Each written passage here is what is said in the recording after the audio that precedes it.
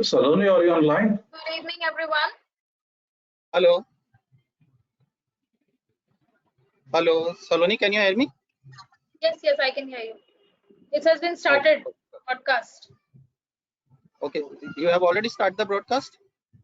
Yes. Okay. So should I play video? Yes. Okay. So we are starting with the 4th series of refrigeration.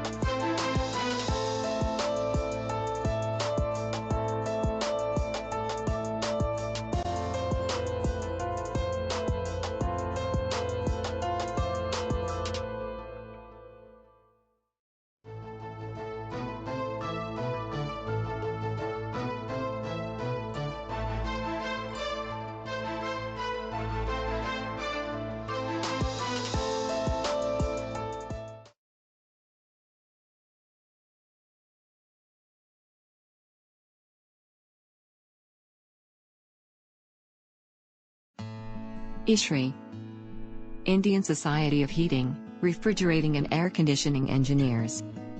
Founded in 1981 at New Delhi by a group of eminent HVAC and R professionals, ISHRI now has a total of 41 chapters and sub-chapters. ISHRI gives you the latest industry insights of the HVAC and R and building industry and delivers latest technologies in forms of technical blogs, videos, and articles to people. It has more than 14,000 members and about more than 10,000 student members.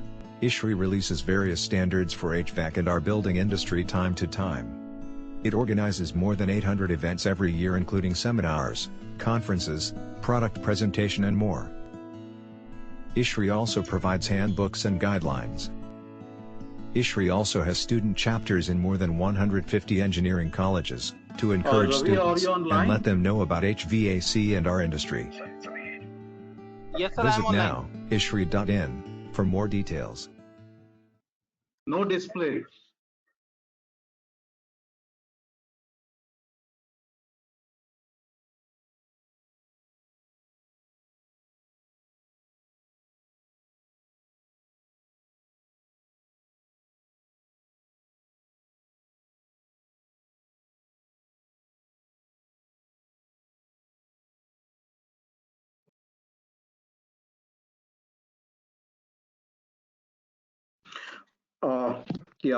Can you hear Ravi? Yes, sir, I can hear you. Yeah, okay. So, welcome all of you to this 4th session of the webinar series on refrigeration applications by using natural refrigerants by Mr. Ramesh P. Paranjpai. So, out of the 7th, today is the 4th, and today's topic is advances in major refrigeration equipment technologies like compressors, condensers, and evaporators.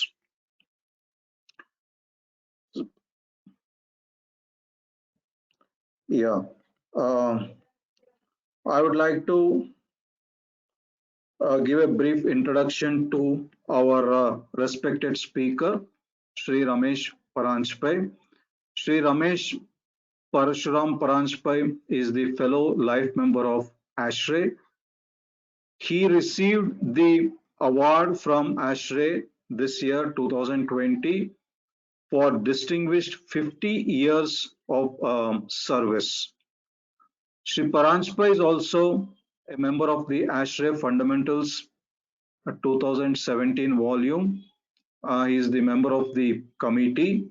Then he is a member of IIAR. He is an MTech from IIT Mumbai. Shri Paranjpa has almost 37 years of experience in the industry, 6 years as the Chief Executive Officer uh, from Voltas Air International Limited in Pune. Prior to that, 4.5 years, he was the Managing Director at Carrier Refrigeration Limited in Bangalore and Singapore. And his main term of 27 years as the and finally the Vice President at the AC and R division for Kirloskar Pneumatics in Pune. But apart from the industry work, he has a big passion for the refrigeration. So he's also an examiner, and he was the paper setter in the University of Pune for Master of Engineering. And also he was in the committee which used to form the syllabus. He has published more than 45 papers in international and national journals, conducted more than 300 training programs at Honeywell, Alfa Laval, Voltas, Blue Star, Thermax, Emerson, Tata Motors, LG, ASHRAE firms, and on international levels in US, Singapore, China, Germany, etc. And the main reason for him to get the ASHRAE Fellowship Award is he has met the ASHRAE objectives in sharing knowledge and information through publishing papers and conducting training programs, as well as promoting arts and science of refrigeration and air conditioning. Shri Paranjpa has has the honor of being invited by the German Chamber of Commerce to deliver a lecture in Germany on ammonia pump circulation systems for low temperature applications in the year 2008. He has also presented a paper at IAR conference in Macedonia on energy saving techniques in ammonia pump circulation systems. He is the winner of the Braille System Design Award in the year 2009. Winner of the Lifetime Engineering at ICE Danfoss Global Chain Awards in 2012. He has published a book on cold room solution for Emerson Climate Technologies. He has published a book for Danfoss Controls on how to use ammonia, making it easy and safe and to be efficient during the year 2012 and 15. He has published a book on air cooler design for cold storages for Alfa Laval in 2015. He has executed more than 700 projects for the cold storage, ice cream industry, process industries, fish, meat freezing, as well as air conditioning such as international airports, office buildings, and shopping malls. So Shri Paranjpa is based in Mumbai, and his email ID and telephone numbers is shown there for contacting Shri Paranjpa. Now, this year, ASHRAE is celebrating 125 years, and ASHRAE has recognized outstanding achievement of the members. So it is an honor that we have our speaker, Shri Paranjpa, who has been selected as one of the Distinguished 50-Year Member Award. The Distinguished 50-Year Member Award is given to individuals who have been a member for a minimum of 50 years in the society, ASHRAE, and are a past society president, fellow ASHRAE, or distinguished service award recipient, or who have performed outstanding service to ASHRAE or its predecessor societies like the American Society of Heating and Ventilating Engineers, or the American Society of Refrigeration Engineers, and the American Society of Heating Air Conditioning Engineers. So 23 members were recognized, and we are happy to inform that Ramesh Paranjpai, he is also a fellow member of ASHRAE from Kothurod in Pune, is the only Indian this year who has been selected for this award. So this is one of the photograph of Shri Ramesh Paranjpai receiving an award from ASHRAE. Now I would like to share the screen, pass on the screen to Shri Ramesh Paranjpai, and I invite Shri Ramesh Paranjpai to take up today's session.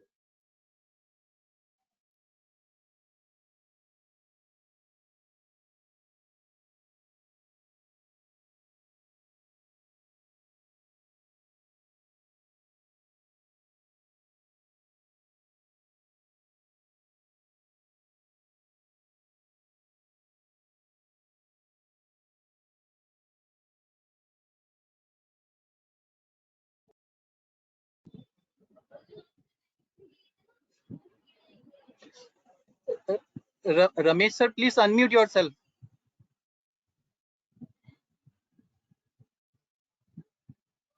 Ramesh sir, it's showing you are self-muted.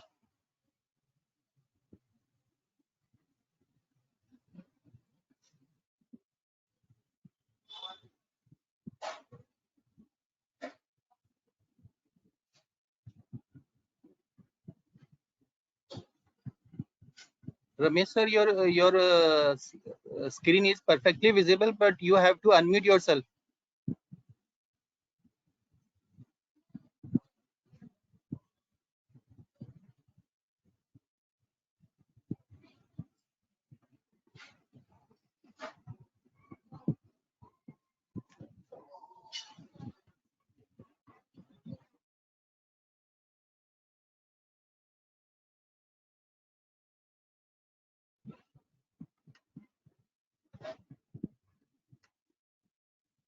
Hello.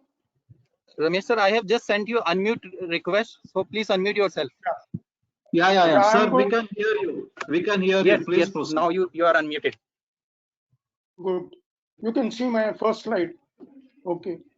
I'm starting my seminar, today's session.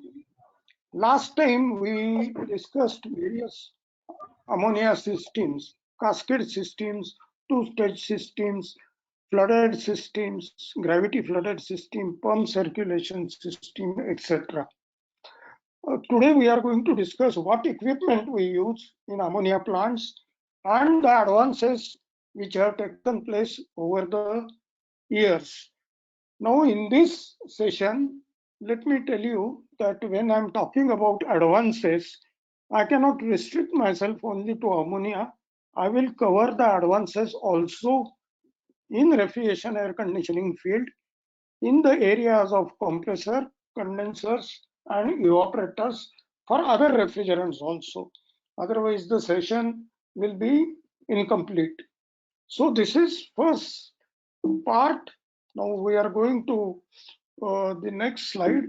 I'm not able to. Okay. Now next slide shows that what is the current situation. The current situation is, ASHRAE has predicted that refrigeration would grow at a faster rate than comfort air conditioning. Now this is based on the research done and lot of areas covered. So the reasons why they have said this, because these are the basic needs of human beings. What are the basic needs? The first primary importance is food. Unless we have our enough food, we cannot survive. So food becomes that first priority. Then we need some shelter to stay on. So that becomes a second priority. After having a shelter, we need some comfort. Therefore, some air conditioning is needed. And to do all these three things, there have to be technology advances. So these are the, in the descending order, the human needs and priorities, which are the driving forces. Now, what are the driving forces when we go to technology, now we are going to the fourth issue, that is technology. The technology, our first requirement, we need any energy efficiency. We saw in our first few sessions that saving energy and using correct refrigerants is important. We have already covered that, so will not this environmental concerns also we have covered, and we have decided to use natural refrigerants as far as possible. Then reliability and safety of whatever we are doing becomes very important from human point of view to protect them. This space is a big constraint, as you know, especially in metropolitan cities, and the compactness of equipment is very, very important. I just tell you, I do a lot of projects in Bombay, in Nerol and Taloja area. There is so much constraint of space that there is hardly space to walk between the two compressors. And then you have to literally step over the compressors, and such a compact arrangement because there is no space available. Now, this is not as per good engineering practices, but there is no alternative. Next is reduced maintenance and human dependability. We need to have as human dependability as less as possible. Previously, people used to use human beings for shifting the material from one place to another place. When we used to tell them that go for automation, they will say, no, no, we are depending, we have a lot of labor. But that position is changing now, and human availability is becoming scarce, and more people are opting for automation. So automation, electronic controls, forklifts, barcoding, etc. are becoming major requirements. So these are the driving forces in technology. Now again, as I told you, I cannot resist my presentation without going to the pH diagram, which I have been saying constantly. These are the four components: compressor, condenser, metering devices or liquid level controllers or liquid controllers, and fourth is evaporator. Now these are the three items: compressor, condenser and evaporator we are going to cover today. Advances in last 50 years, what we saw, refrigerants, we have tried alternate refrigerants. Again, natural refrigerants are coming back. We are developing new refrigerants like HFO, 1234 ZE, and so many other refrigerants, man-made refrigerants. Next is compressors, condensers, evaporators, and controls. So let us first start with the compressors. Compressors, as I say, I always say that compressor is the heart of the system. Why do we say so? Because as we will compare with ourselves, human beings, if anything goes wrong with our body, we develop diabetes, we develop blood pressure, we develop cancer, etc., and person dies. After his death, what stops? Heart stops. So final end result is stopping of heart, and then we declare that the person is dead. Similarly, in refrigeration system, anything wrong you do with selection of condenser, selection of evaporator, selection of piping, installation of piping, etc. Anything mistake you do, finally it results in your compressor breakdown. So you have to be very, very careful about the entire system design, and compressor is the most expensive part in a refrigeration system, costs more than 40% of the total cost and needs to be protected. So next, we will discuss the type of compressors. There are rotary compressors, reciprocating compressors, scroll compressors, screw compressors, and centrifugal compressors. Now, looking at these compressors, these four compressors, rotary, reciprocating, scroll, and screw, they are one type of compressor. This centrifugal is odd man out. We can call it odd man out. Why we do that? Because all these four compressors, reciprocatory, scroll, and screw, they work on the principle of increasing the pressure by reducing the volume. So we compress the gas, increase the pressure, and thereby we utilize it. In centrifugal compressor, it is just the other way. We spin the impeller. We spin the impeller at high speed, and because of the high speed, when the high speed, the tip speed goes up, the pressure increases, and it is a dynamic compressor. So this is the basic difference between these four compressors and the centrifugal compressors. To go more in details, you will see that dynamic compressors are axial flow, radial flow centrifugal compressors, and positive displacement compressors. We will see these are single screw and other compressors. For us, important is single screw, and in twin rotor compressor, single rotor compressor, twin rotor compressor is double screw compressor.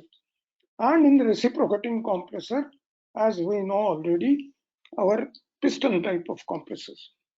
So when we go to the next slide, reciprocating pistons travels back and forth, rotary out of center rotor, rotating within the casing, scroll compressors, two spiral shapes, one remaining fixed and the other is orbiting without spinning. Remember, it doesn't spin, it only orbits.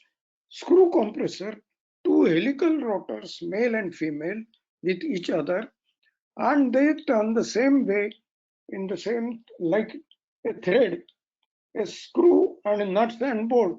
When you try to put a bolt into a nut, you tighten the screw. Similarly, this screw compressor works in a similar manner. Or to give you a common man's example, all of you know sugarcane juicer. तो वो हाथ गाड़ी वाले लगाते हैं ना, तो when you put the sugar cane from one end, from the other end the sugar cane comes out after removing all its juice, but it is once through process. Once you insert the sugar cane, you cannot take it out. It has to come out from the other end. The centrifugal compressor is a high-speed compressor with impeller and with many blades. Now, looking at the applications of these compressors, the centrifugal compressors are used for very, very high capacity, even up to 10,000 tons. Single compressors are available in the world. The screw compressors are used for industrial refrigeration, commercial air conditioning, up to 750 tons. The reciprocating compressors are used up to 150 tons or in terms of kilowatt for 50 kW. The hermetic compressors are small compressors. They are up to maybe 50 ton capacity, 150 kW capacity. Welded hermetic compressors for residential use and commercial use. Scroll compressor for refrigeration, residential and light commercial duty for small applications. And rotary compressors are used only for appliances in residential split systems, package air conditioners, etc. These are the compressor. We had seen this slide that this is how the progress in reciprocating compressors have been made. The first compressor was in 1900 series, and all these reciprocating compressors, especially those driven for ammonia duty, are always belt driven. I will tell you later on why belt driven, because the electric motors use copper windings, and copper windings are not suitable for ammonia. Therefore, you have to use an open type of motor. We had seen this in advantages, disadvantages in our second seminar in ammonia properties. The next slide shows the slow speed compressors, which were up to 400 RPM, and they were used in India. There was a company who was manufacturing it, up to 1970. In 1970 onwards, when I joined Kirloskar Pneumatic, we introduced first time little higher speed compressors, say up to 750 RPM compressors. And these people, I had a lot of problem in selling these compressors because initially I was responsible for sale of these compressors. People used to say, oh, these are high speed compressors. In our cold storages, we cannot afford it. If the compressor breaks down, our product will get spoiled, etc., etc. So we had to do a lot of convincing that 750 RPM is not very high speed, and the designs and the material and technology has taken care to ensure that nothing will happen. So these were the reciprocating compressors as per Grasso design. They were introduced in Kirloskar and they were up to 750 RPM. We continued with these compressors for a very long time, and then later on we updated it with as per Grasso suggestions or recommendations or following their practices, and we updated these compressors to 1000 RPM. So from 400 RPM now we have come to 1000 RPM, and currently we are in Kirloskar Pneumatic all the compressors used. Now in this presentation I will be taking names of lot of companies, although as per the ethics it is not proper to advocate any company. I am not advocating any company, but I am just telling which company uses what. So these are the compressors used by Kirloskar Pneumatic and up to 1000 RPM. Now these are the compressors again. Wilter, Mycom, they have introduced recip compressors which are up to 1200 RPM. GEA, GEA has also introduced, GEA is Grasso compressor now, so up to 1200 RPM. And subsequently to that, now these latest series of reciprocating compressors are available 1450 RPM. So these are the advances which have taken place in recip compressors. Right from diesel engine driven compressor, we have gone now up to 1450 RPM, and that too also with ammonia as a refrigerant. The next slide shows semi-aromatic compressors. As I told you, I'm not restricting only on ammonia. This is HFC, HCFC compressor with motor and compressor unit built together, and it's bolted design. So in case of any problem with motor, you can remove the bolts, remove the end cover, and replace the windings. So these are semi-aromatic compressors. These are again semi-aromatic compressors made by Bitzer. These are the Bitzer compressors, and these are multi-cylinder compressor. Just remember, as the cylinder number goes up, the compressor becomes more and more stable. The vibrations reduce because your primary forces, secondary forces, and primary movements and secondary movements get more balanced. The next is we go to the screw compressors. Now, if you see this end view, you will find male and female rotors. There are 4-lobe male rotor and 6-lobe female rotor. And these are the two screws. The manufacturing of screws is a very, very precision equipment. There is a UK company known as Holroyd. They are the pioneers, and they supplied more or less to all screw compressor manufacturers. This screw compressor is a SRM design, SRM patent, and therefore you will find all the screw compressors more or less has the same size of screws, 127 mm, 255 mm, 321 mm, 510 mm, like that, because that is our SRM patent licenses. Now, these screw compressors are very rugged, and as I mentioned, the matching of parts is very important. You have to do glue matching when you assemble the compressor between the two rotors. And if one rotor fails, you cannot replace single rotor. You have to replace the entire pair, that is male rotor as well as female rotor. That is, so much precision is involved in this rotor manufacture. This is a slide from FIC. You can see how the screw compressor, twin screw compressor, suction takes place, slide A at one end, B, then the gas travels this red portion, gas is traveling. D, the gas has nearly reached the end of the travel compression, and at E, the gas has been discharged after building the pressure. So this is, as I mentioned, this is a screw compressor like a sugarcane juicer. This is a mono screw compressor. This is a design patented by one French scientist, Zimmermann. And initially there were a lot of problems. J&D Hall made these compressors.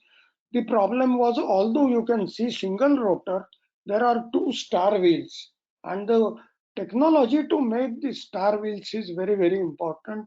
Initially, what used to happen, the stars used to get worn out, and then the clearances will increase, and so they had to discontinue this production for few years till they developed the technology with ceramic star wheels, and then now mono screw compressors are also available. The next slide shows it's a direct drive compressors, reciprocating compressors. If you can use 1450 RPM, then you can use 4-pole motor. If you use 1000 RPM, you can use 6-pole motor. And if you use 750 RPM, you can use 8-pole motor. So these are the direct drive compressors. The advantages, the belt losses are reduced, the size becomes compact, and you don't have to constantly tighten the belts or adjust the belts. But getting these motors are little more expensive and time consuming, because standard motors available in the market are 1450 RPM. Okay, the next slide, this is a screw compressor set. Uh, Assembled compressor, motor, oil separator. Last time I had indicated to you that the biggest item in a screw compressor set is an oil separator. Then there is a controller, control panel, and these are the now what are the advantages of screw compressor? Let us compare with recip compressor. As I mentioned, screw compressor is more rugged, more reliable, less number parts, and as the less number of parts, less things to go wrong. In recip compressors, you have so many parts: piston rings, valve plates, etc., crankshaft, connecting rod, gudgeon pin, etc. So a lot of more parts. This is screw compressor is fully balanced, so there are no vibrations. A reciprocating compressor cannot be fully vibration free. Some vibrations, whether it is 6-cylinder compressor, 4-cylinder compressor, therefore we require a foundation to mount this compressor, recip compressors, to absorb the vibrations. Whereas screw compressor does not need foundation, it can be put on a slab, a load bearing slab. The rotors are fully immersed in oil, so there are no rubbing parts like piston rings and cylinder liners, etc., except the end bearings, and end bearings have a roller bearings and has long life. 3-4 years, you don't have to look at it. Speeds higher than reciprocating compressor. The speed of this compressor is 3600 RPM. Normal speed in India 2900 RPM. Abroad it is, because of 60 Hertz supply, it can be 3600 RPM. You can use VFD to temporarily increase the speed even in India to meet the initial large load, and then you can speed it down with the VFD. Large capacity single compressor is available up to 750 ton capacity. Now I'll give you an interesting example.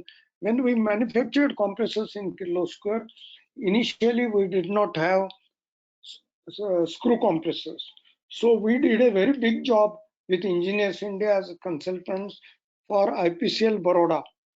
And you will not believe that that plant was designed by me, and we had to use 23 number reciprocating 12-cylinder compressors. Can you imagine such a huge plant with 23 compressors?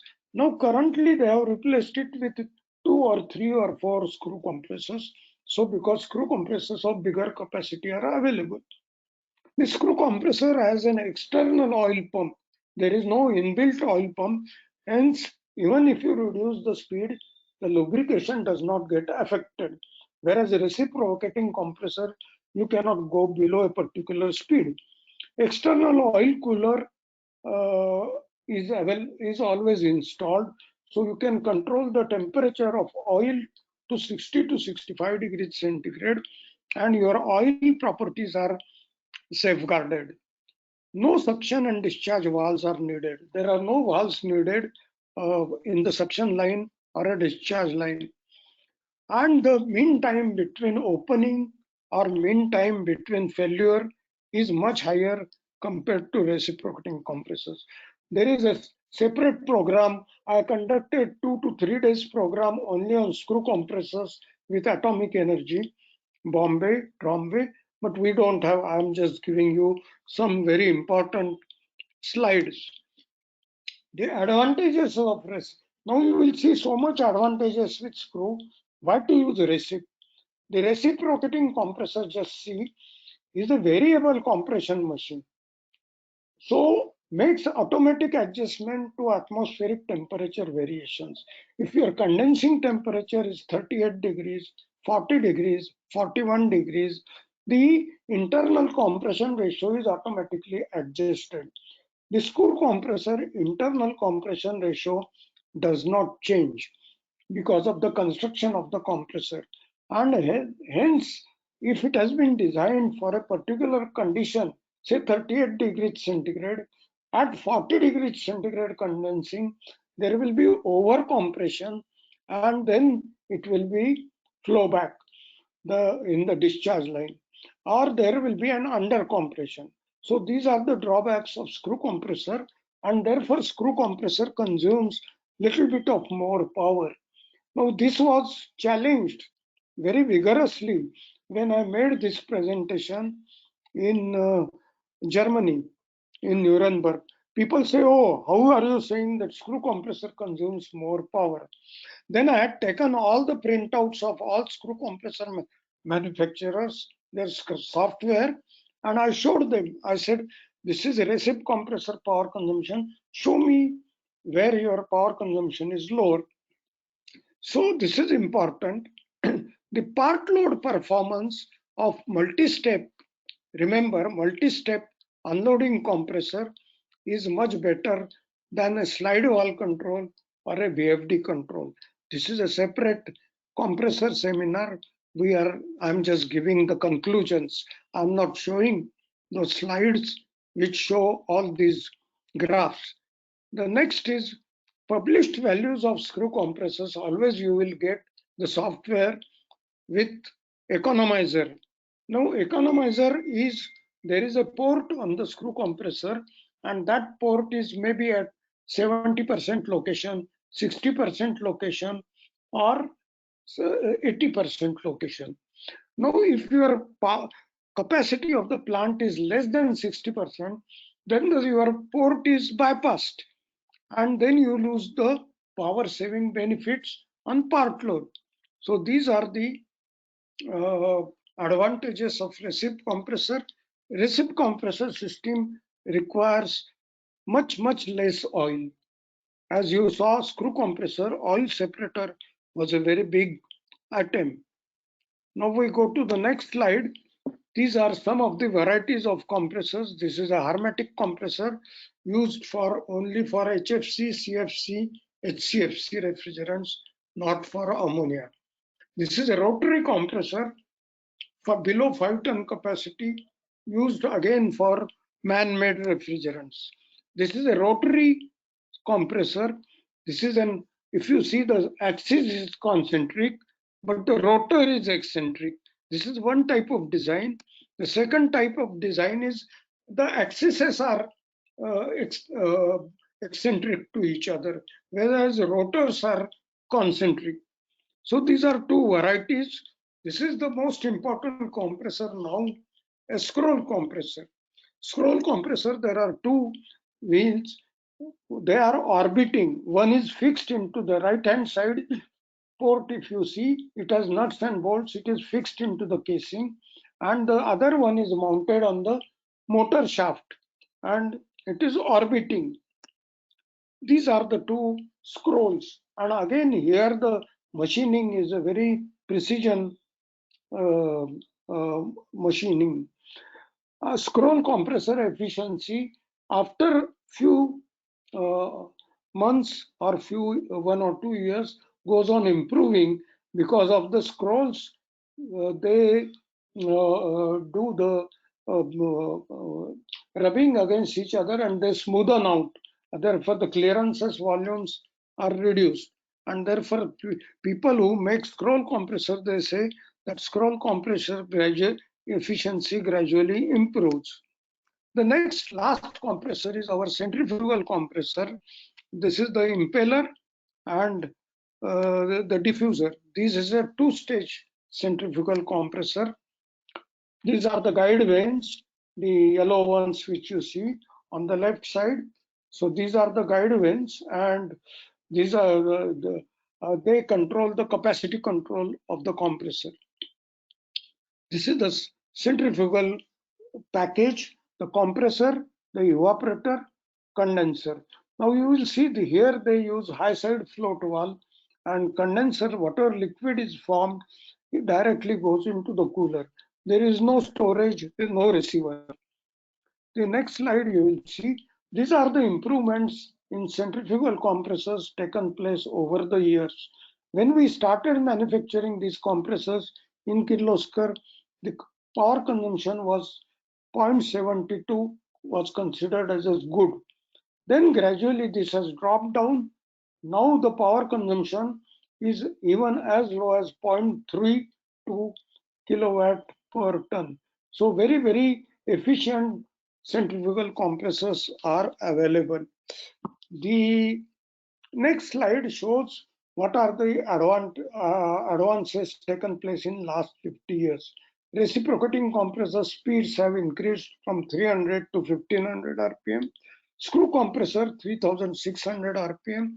Centrifugal compressor, as I said, it is a spinning compressor, dynamic compressor. So the speeds are 6000 to 40,000 RPM, and rotary scroll is 1500 RPM. The latest developments in compressors. This you see, as we discussed, our main subject is natural refrigerant, and the entire world is operating to develop new compressors. This is a compressor, only 7 kilowatt capacity, small capacity compressor with ammonia. And this was exhibited in Germany in Nuremberg. Compressor developed by a company known as HKT Goldner, and this is a very small capacity ammonia compressor. It can be used in 2-ton capacity plants. Earlier, as I last time mentioned, ammonia compressors below 15 ton, 10 ton, 20 ton are not available, but now people are trying to develop the compressors in this range as well. You will be surprised that Carrier air conditioning company for last more than 50 years has been using only man-made refrigerants. But they have also now realized that ammonia is a very, very important refrigerant. And just this year, last year, they have introduced an ammonia compressor working by Carrier. So they are also shifting gradually and trying to enter into an ammonia field. The next slide shows scroll compressor. Now this is the greatest development. This is a hermetic ammonia scroll compressor. Can you imagine?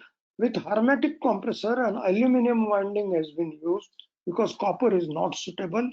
And this is an hermetic ammonia scroll compressor of a very small capacity developed by MICOM Japan and is in advanced stage of testing, not yet commercially introduced in India. This is a cross section of scroll compressor. Same scroll compressor, but it will gradually come in the market, maybe this year or next year. So as my intention of showing this slide is to impress upon you that people are gradually knowing that man-made refrigerants will be phased out and natural refrigerants, particularly ammonia, will play an important part. And therefore, they are putting a lot of research into ammonia compressor development and other equipments. This is a semi-hermetic ammonia compressor with aluminum winding. And this is a carbon dioxide compressor for automotive air conditioning, car air conditioning, extremely compact, 1/7 of the size of reciprocating compressor. So that is very, very important for automobile air conditioning. This is a larger capacity industrial carbon dioxide compressor, and this is also available in the market. The company known as GEA Germany, they have introduced this, and CO2 compressors are now available. This is the last slide of compressors.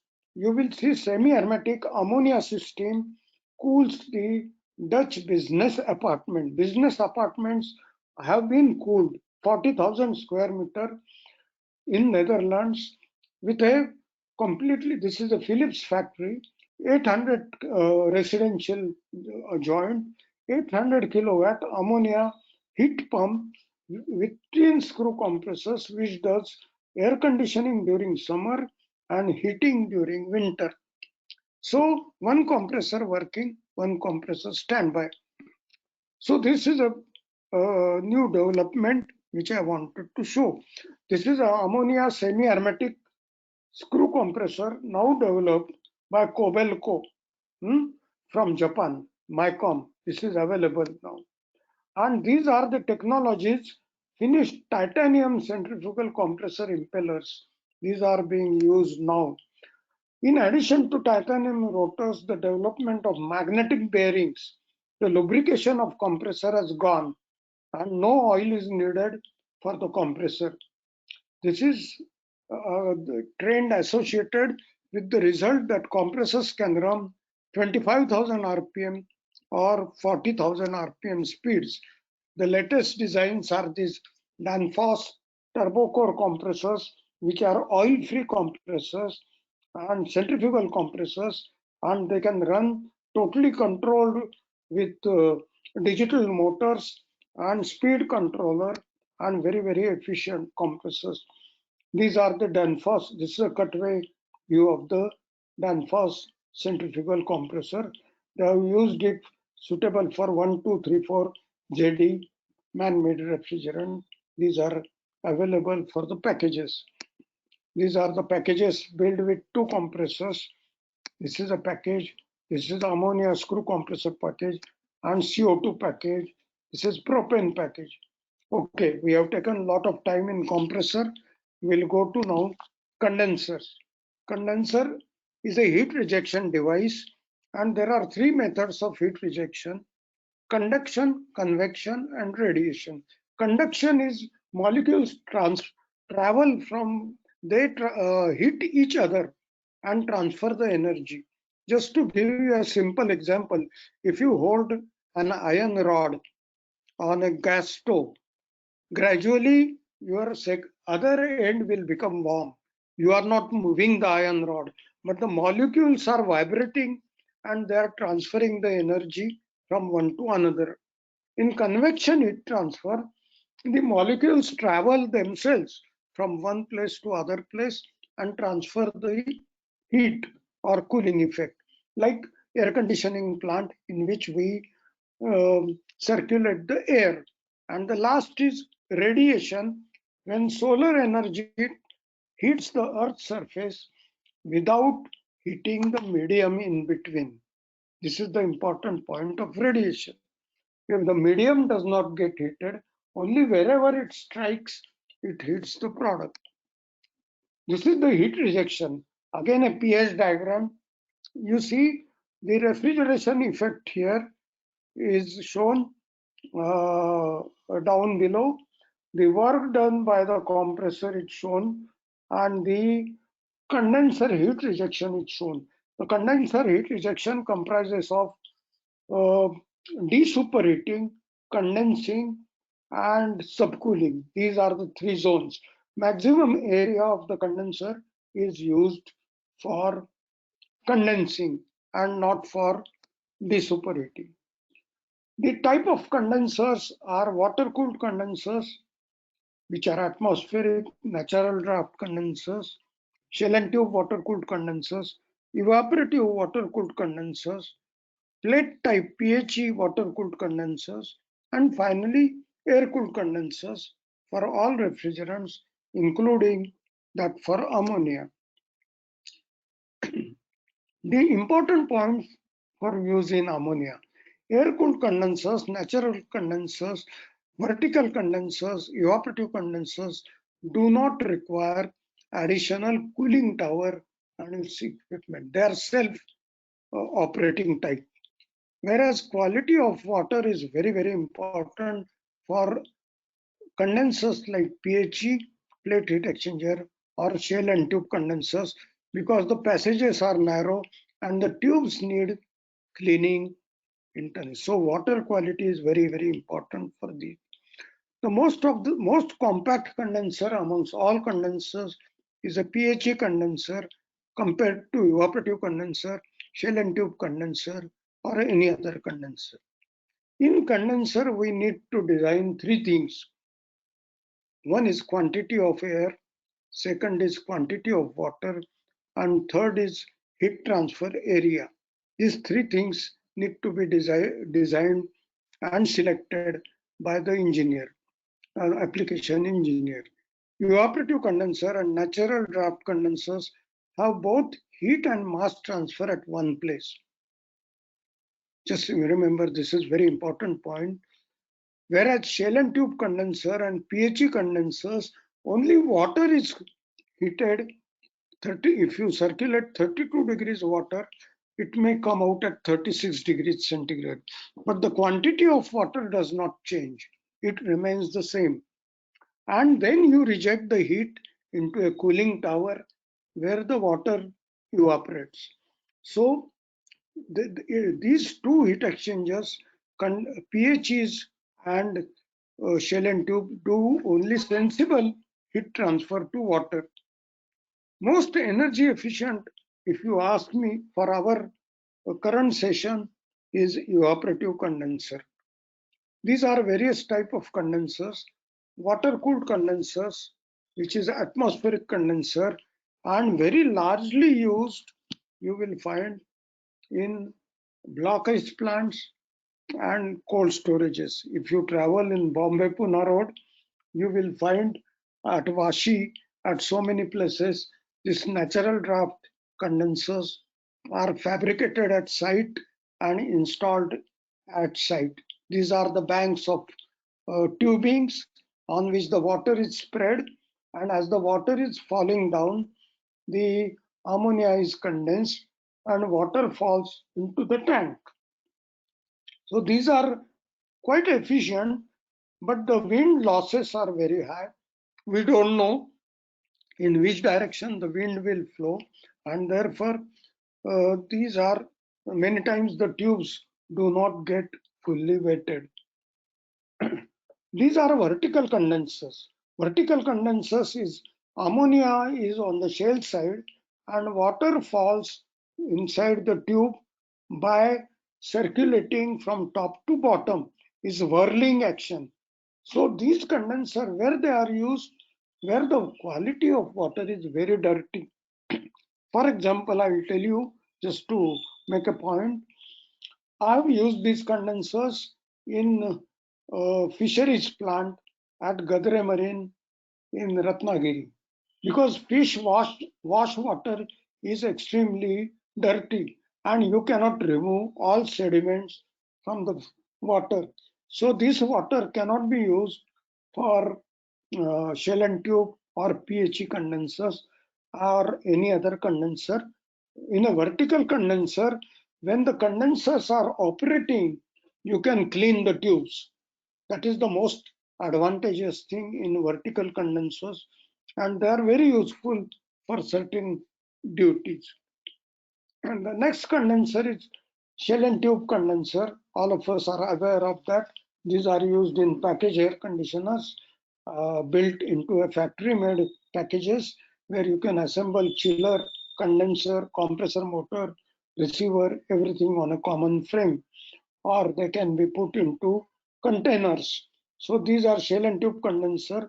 Ammonia on the shell side, water travels through the tubes, and these are the heads in which pass partitioning is there.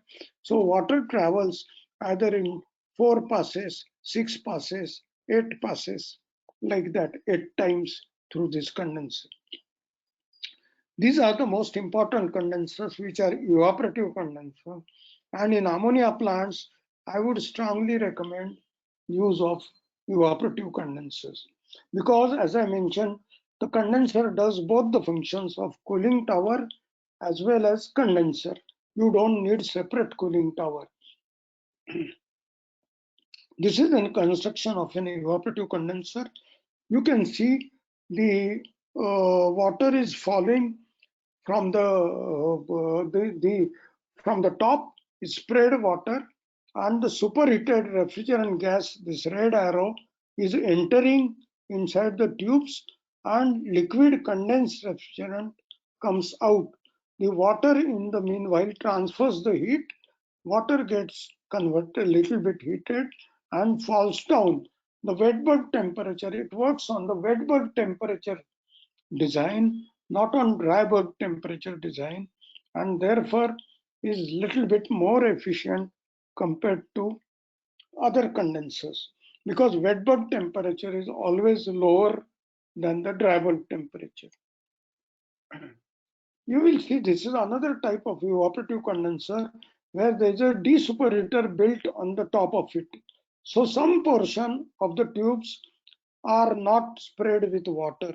They just come in contact with the escaping saturated cold air, and the ammonia removes some heat, and thereby this you save some quantity of water.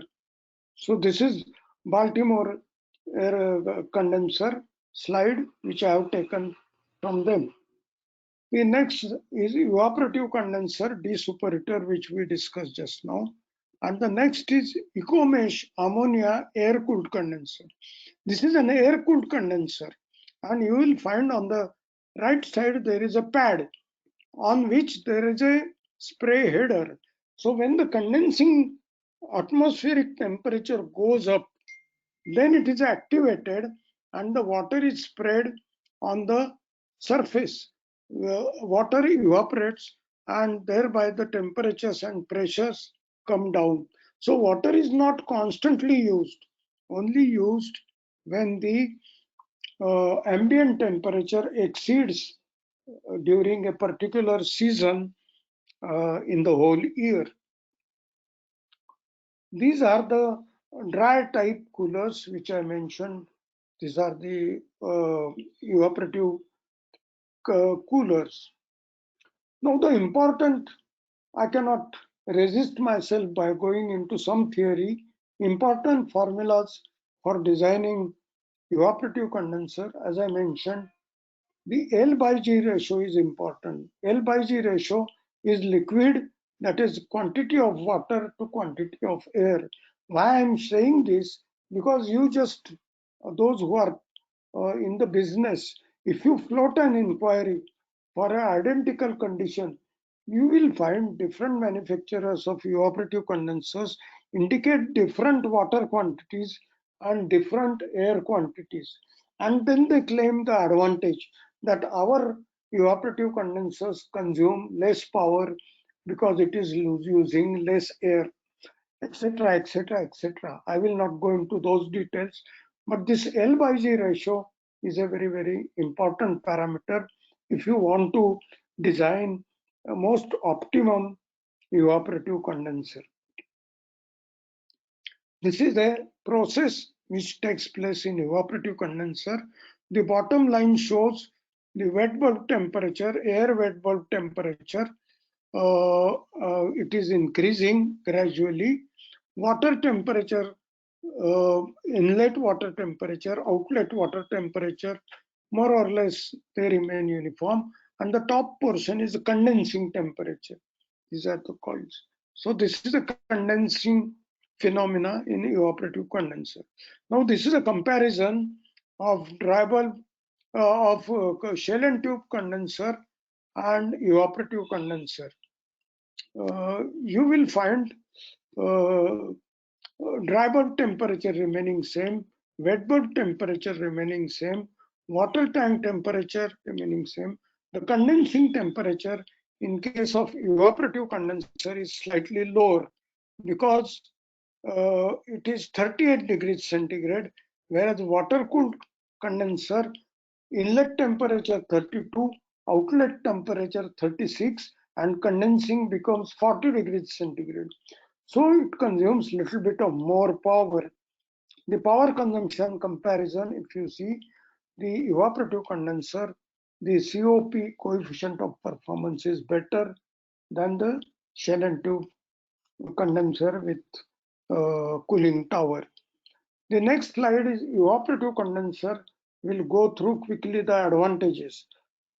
The low system operating cost because condensing temperature can approach as near as 8 degrees centigrade to your wet bulb temperature.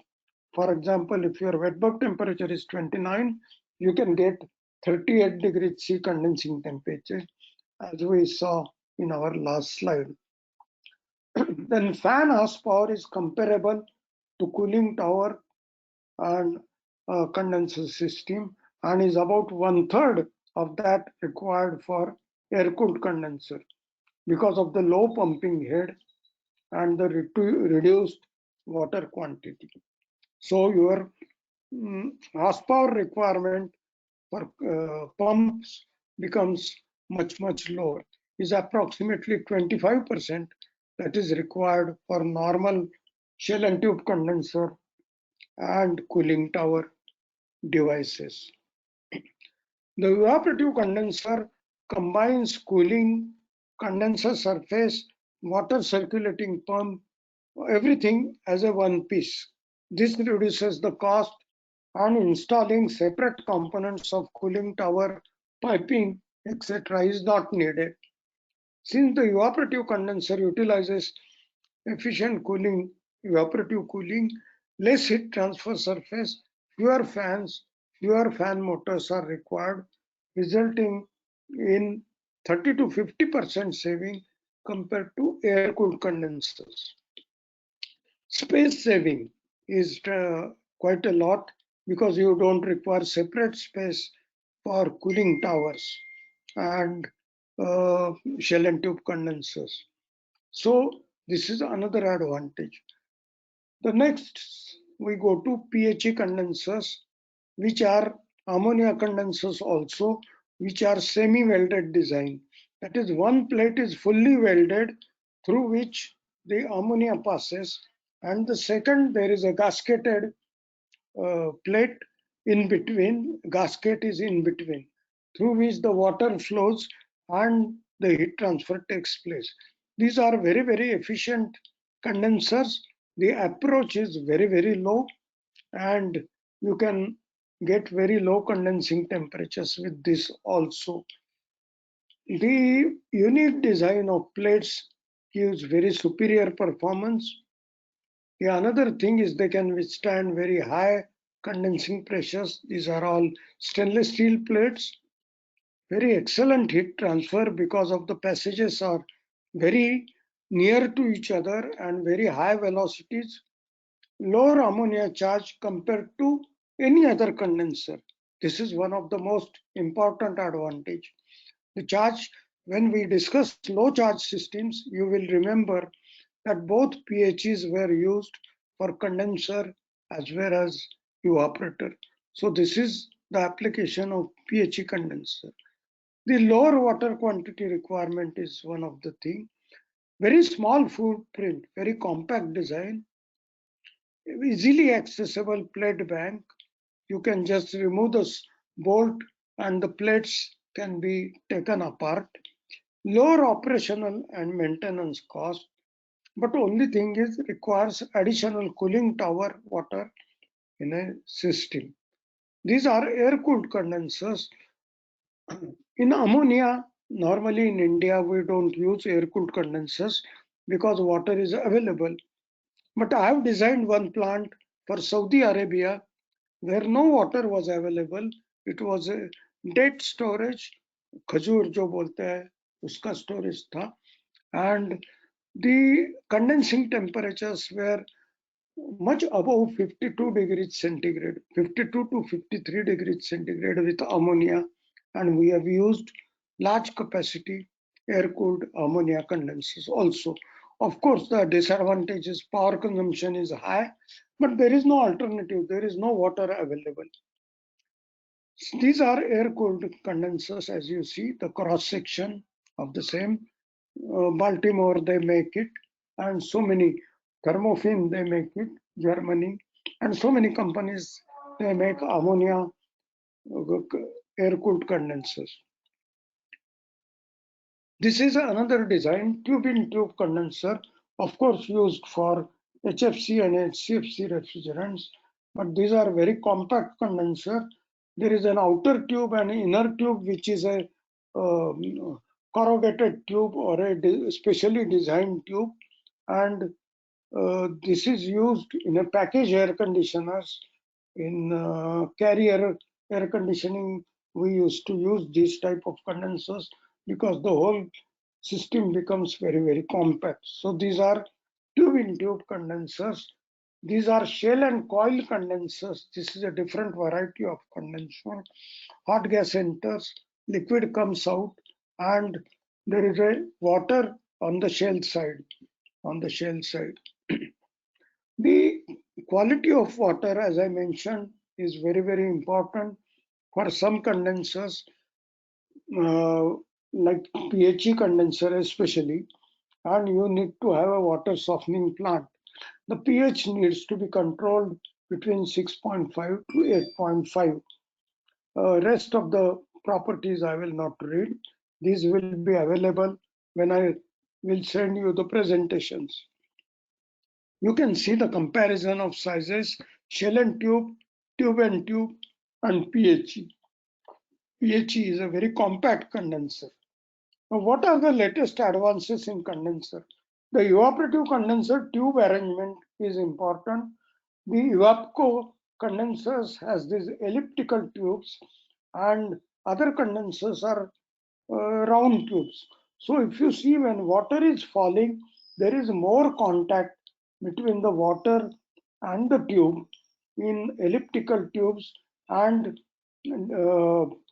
arranged tubes in such a manner that contact between water and the tube increases as much as possible. So this is the tube arrangement. Now the latest development is internally grooved tube. I have given this enlarged view, and this increases the heat transfer coefficient substantially and reduces the size of the condenser, improves the heat transfer coefficients, and these are the latest stainless steel tubes with internal surface grooving. These are the shell and plate evaporative condensers. These are also manufactured. These are the latest design. The water falls on the plate, and because of this plate particular design, the contact between the water and the plates is much better, and the heat transfer improves. So these condensers are also available for ammonia. The plates are stainless steel plates. This is plate and frame evaporative condenser with water falling. And this is the latest slide which I have included purposefully. This is a German company, Guntner. Last time when I visited USA, they had displayed this in a ASHRAE exhibition. It has, on the top of it, you will see a lot of motors. There are 10 to 12, 15 motors. These are all EC fan motors and speed controller. And there is a fully automatic controller based on your changes in weather conditions, that is ambient wet bulb temperatures. The fans are either switched off, on, or their speeds are controlled. So there is a lot of saving in fan power without affecting the efficiency of condenser. This type of condensers are not yet, to best of my knowledge, available in India. This is all fully 100% stainless steel construction. And these are the micro channel heat transfer tubes. These are aluminum tubes. You see, one is evaporative tube which is with smaller openings, and condenser tube with bigger openings. And these tubes are used in, as I mentioned, in other type of heat exchangers like CO2, carbon dioxide heat exchanger, or HFC, HCFC, and other condensers. We haven't used it in ammonia so far, this type of tubes. This is a unit using microchannel condenser. The tubes which I have shown above. And this is a shell and plate heat exchanger. You can see this shell and there are plates inside. When we go to evaporator, I will show you the expanded view of this or opened view of this shell and plate heat exchanger. But the advantage is there is no leakage. Even if ammonia leaks, it leaks into the shell. It doesn't come out. So it's a very safe system, and such units are available with Denmark, Sabro Denmark, and other companies. So this shell and plate in India, we haven't used it so far. Nobody, to the best of my knowledge, I don't think anyone has used this design for ammonia. The last part, we come to evaporators, and very, very important function. As I mentioned, compressor is a heart of the system. Evaporator gives you an end result. Finally, what you see in a cold storage or any other plant, it is the evaporator which gives the performance. The compressor, condenser, piping, metering devices, etc. are in the background. They are required like a software on a computer. What you see finally is on the screen, and what goes into the software is a different thing. So this evaporator is very, very important. Three types of evaporators are possible. Ammonia, that is hot dip galvanized steel, steel plates, and either spiral wound fins or aluminum fins, stainless steel tubes with aluminum fins, or finally aluminum tubes with aluminum fins. These are the latest. Third is latest addition into the ammonia field, because aluminum is suitable for ammonia. Although copper is not suitable, aluminum can be used with ammonia refrigerant. These are the heat transfer coefficients, thermal conductivity. If you see, carbon steel, zinc, stainless steel, and aluminum. Compared to carbon steel and stainless steel, the thermal conductivity of aluminum is much, much, much higher, and therefore the condensers or evaporators become very, very compact. Nearly 1/3 the size. The cost comes down by 1/3, and size comes down by 1/3. The refrigerant charge comes down by nearly 1/3. So these are the advantages of ammonia evaporators and condensers. I have written a book for Alfa Laval for air cooler manual, which is a very detailed design, about 200 pages only on air cooler design. So those who are in touch with Alfa Laval, you can get it. The key points for selecting the right size of evaporator we discussed last time: flooded or direct expansion, pump circulation or gravity flooded. We discussed both these points.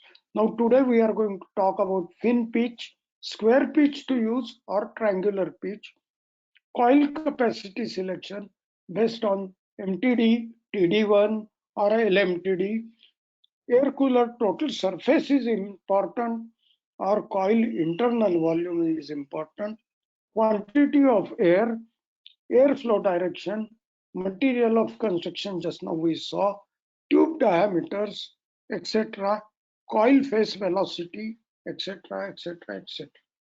Let us go into the first triangular pitch versus square pitch. This is a triangular pitch and square pitch, same size plate has been taken and same diameter tubes have been taken.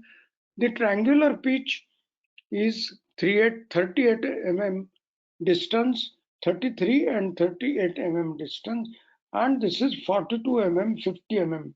Both are having 9 tubes, 8 tubes. The advantages of square pitch: lower defrosting time. As you can see, the ice which is formed does not fall onto the triangular pitch as we saw on the next tube. It directly falls down, so defrosting becomes easier. Easy and quick defrost. Then as the tube's arrangement is in such a manner that there is less resistance to air, so air flows very easily and therefore power consumption of the motor is lower compared to triangular pitch. Now what are the disadvantages? Lower air side heat transfer, because you will agree as the tube and air comes more in contact with each other, the heat transfer will increase. So triangular pitch has a better heat transfer coefficient.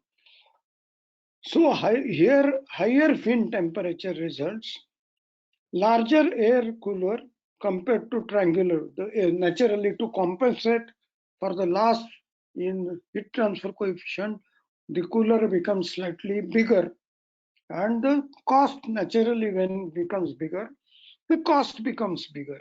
So these are the advantages and disadvantages of square pitch. Now we go into very important slide which I have prepared. You see cross section of a fin and tube. Let us say this is an outside air, this is an air conditioning plant, and 24 degrees centigrade is the room temperature. So air is at 24 degrees centigrade, and this is the fin area, cross section of a fin. So your outer area of the fin comes in contact with 24 degrees centigrade air. So your delta T between the air and the fin is nil and no heat transfer takes place. As you travel inwards at 21 degrees, the delta T increases to 3 degrees centigrade and sub-heat transfer takes place. Then you go to 17 degrees centigrade, more heat transfer takes place. 13 degrees centigrade to 24, large heat transfer takes place. And finally, the tube, the refrigerant flowing through the tube is 5 degrees centigrade. So between the 5 degrees centigrade and 24 degrees centigrade, there is a large delta T and lot of heat transfer takes place in the outer periphery of the tube. So tube area is very important compared to fin area. Now when you get the quotations, you will find people always quote surface area, square feet area, and then when I get the quotations for comparison, people say, oh, he has given larger surface area. I said, look here, wait, let us ask the internal area of the tube. Tube area is more important than the surface area. Surface area, by increasing the fin area, you can increase the surface area.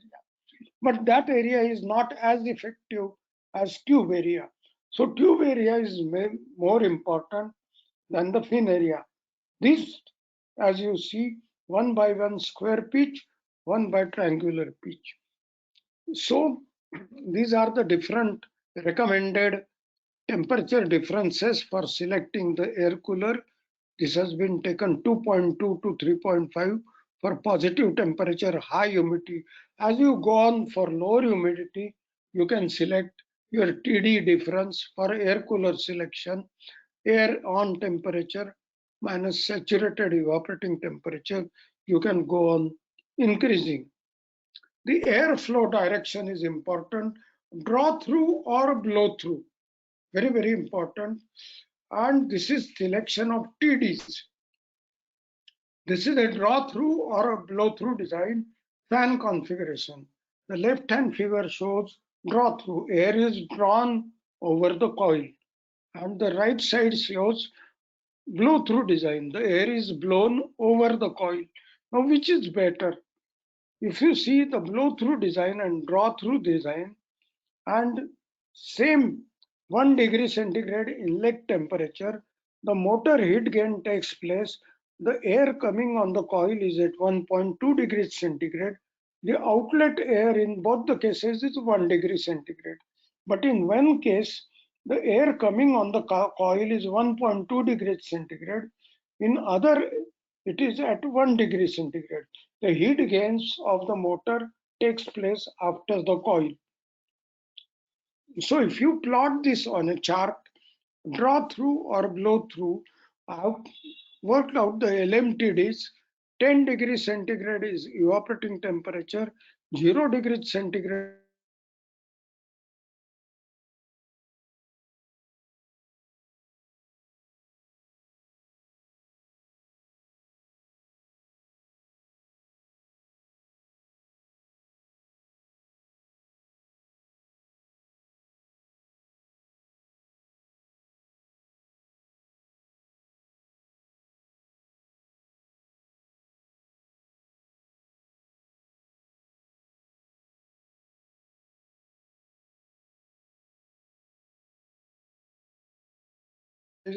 will be using draw through design. The reason being, it becomes easier. People can see the fan. The motor can be taken out from maintenance point of view. Motor is easily approachable, and there are few advantages. But thermodynamically speaking, blow through design is more advantageous. This air throw, how much air throw, how do you decide what size fan to be provided? So the approximate requirement is it should have about 0.3 meter velocity at about 85% distance of the room. If you have 85 to 90% distance, 0.3 meter velocity, then your fan is adequate. I have checked in lot of frozen storages. Frozen storage, the refrigeration load is very low, and the fan is selected based on the air cooler, and the quantity of air is so low that in spite of it is meeting the refrigeration load requirement, it doesn't cool the room because there is no air throw. The temperature of room remains high. So you have to select a bigger fan. So select a fan separately and select a coil separately. This is my advice. Then there is two more areas, which is a vertical, that is known as vertical spread and horizontal spread. So drop and spread. The air should drop, air should spray. The dropping takes place automatically because cold air will try to settle down. Therefore, we mount the coolers on the top. These are the different fin pitches and different designs of the fins. There are umpteen numbers of fin designs which increase the heat transfer area, and the contact between the air and the fin increases, thereby the heat transfer coefficients increase. These are the internally grooved tubes which I mentioned to you. What happens in internally grooved tubes in evaporator? As we saw in pump circulation system and in gravity flooded system, the liquid coming in contact with the tube is very, very important. And with this internal grooving, the liquid accumulates in the internal tube, and the heat transfer area improves. It little bit liquid lingers inside these grooves and increases the heat transfer and boiling coefficients. So these internally grooved tubes are very, very efficient. This is the latest addition of internally grooved evaporators, stainless steel used in ammonia air coolers. So this is the latest addition. A recent development in recirculated ammonia application as this internal enhancement of stainless steel tubes. As you can see, the last line, the laboratory testing has shown that overfeed rate of a 5/8" diameter tube increase is 1.2 to 1 and for 1" tube 1.8 to 1. That is adequate, that is optimum. Whereas last time we saw with our state without internal fin tubes, our pump circulation rates are 3 to 4 or even 7 to 10 in plate freezers. So this internal grooving improves the heat, not only improves, but reduces the pumping power substantially. And this is the latest trend in ammonia condensers, yet to be, I think, to be used in India. So these are the few designs. These are the old bunker designs used for potato cold storages, where the cooling required is very slow cooling. You don't require fast cooling. So a lot of people in West Bengal, Bihar, they still use bunker coils, and it's quite efficient in my opinion. I have written an article, Bunker Coil versus Air Coolers, after this NHB standard was published, and there was a lot of criticism on that. Even the issue went to Parliament, and our minister had to intervene. And because I said this is a um, propagation or commercial sale for the air cooler. Anyway, I don't want to comment on that. The different designs, different advantages, and different applications. We must know for which application, which type of cooler to be used. These are the bunker coil arrangements. These are potato sacks, and these are the standard uh, air coolers, either stainless steel air coolers or aluminum air coolers or galvanized tube air coolers. So new cold storages use these kind of air coolers mounted in the cold rooms. These are the new coolers. And this is the latest addition, aluminum coolers. There is a company in USA known as Calmac, and they manufacture ammonia air coolers for this design. The advantage I have already told you, it saves a lot of cost, is very compact, very lightweight for installation and raising it to the roof level. Only drawback is it is throwaway type, it cannot be repaired. You cannot do the welding. If the leak starts, you have to change. You have to change the air cooler. So these are the aluminum air coolers. This is a new, this is not new, but this damper section is available. So when you are defrosting the coil, the damper closes and your air temperature inside the room is not disturbed. This is a this is a Danfoss slide, a separate circuit for drain pan. I have seen in many cold storages that although the coil can be defrosted, there is a lot of ice in the drain pan. And by the time the hot gas reaches drain pan, there is no heat left into the hot gas. So, and if you give an independent circuit to drain pan, then this problem will not arise. These are the direct expansion aluminum coolers are also available, and they are stainless steel or aluminum, and they can be used for ammonia cold storages, smaller capacities with air cooled ammonia condensers.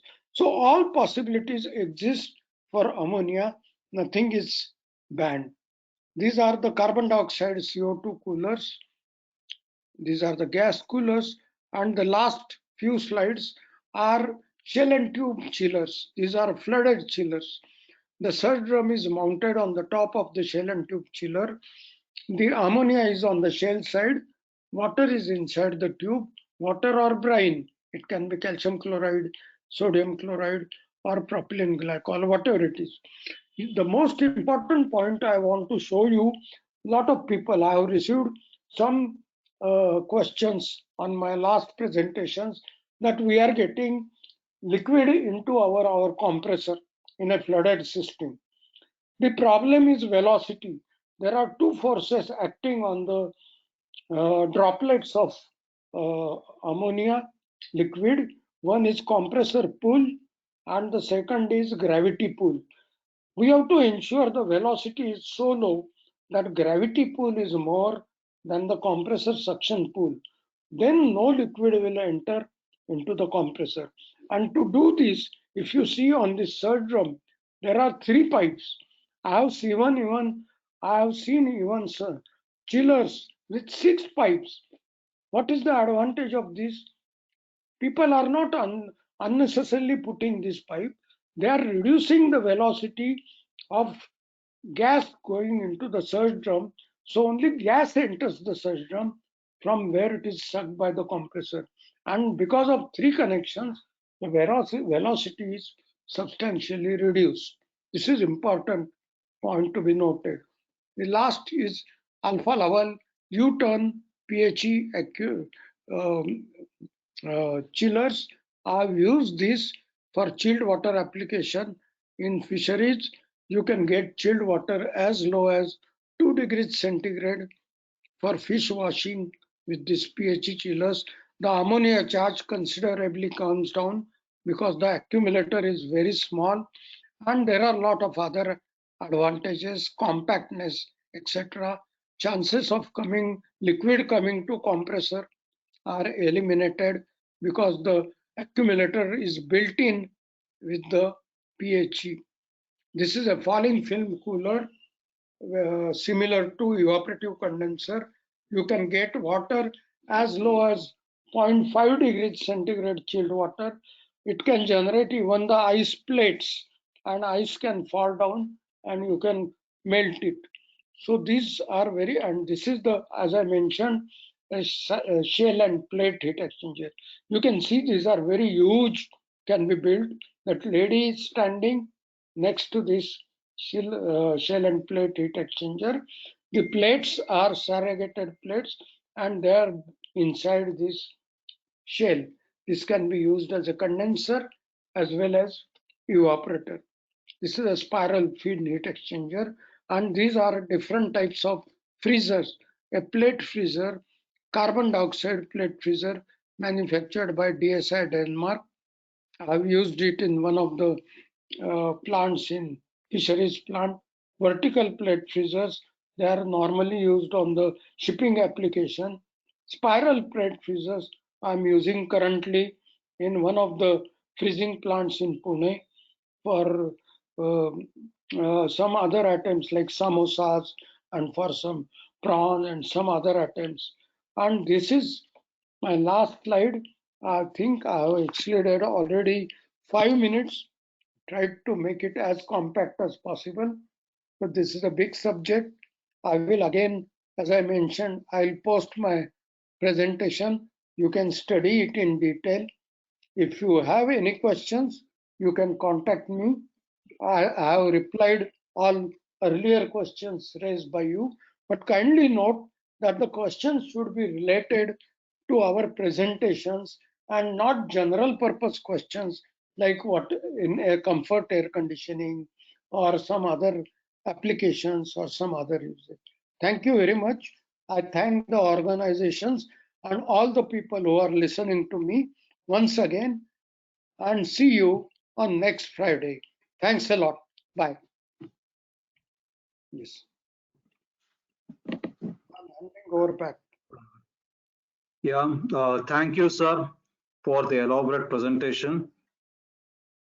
It was really very informative, and you covered right from the history to the latest technologies of all the components, the three components, compressors, condensers, and evaporators, and ammonia or the natural refrigerant being having a wide scope in many industries.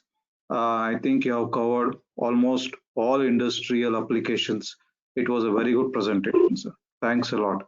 And I request the audience, if you have any questions when you are sending, I'm sure you will be sending your email so that the response from our speaker will be mailed back to your particular emails.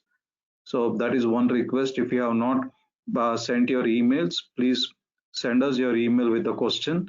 Then we will be getting a response for that. Okay, Ravi, you can take it for now. Okay, thanks a lot. I sign off now and see you next Okay. Friday. All the best Thank you so to much, all sir. of you. Thank you.